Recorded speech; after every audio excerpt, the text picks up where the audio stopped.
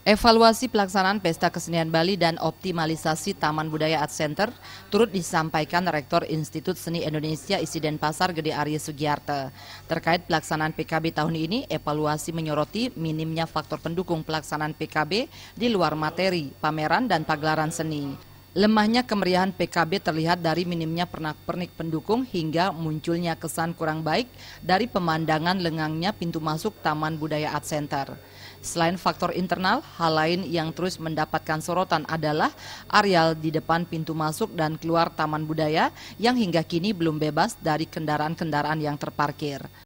Si PKB, salah satunya evaluasi kita itu kan lebih banyak di masalah-masalah pendukung sesungguhnya.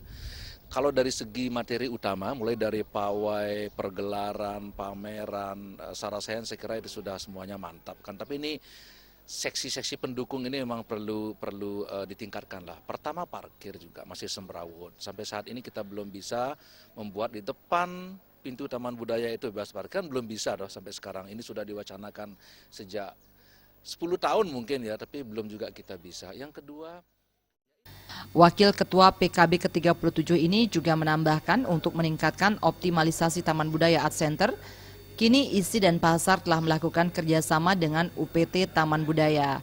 Kedepan, selain diisi kegiatan PKB dan program baru melalui Bali Mandara Mahalangu, seni akhir pekan akan digelar di Art Center Denpasar pada hari Jumat, Sabtu, dan Minggu oleh ISI Denpasar. Mulai tahun 2016, Art Center Denpasar menjadi bagian wilayah perkuliahan para mahasiswa ISI Denpasar. Suteja dan Supiatna, Bali TV.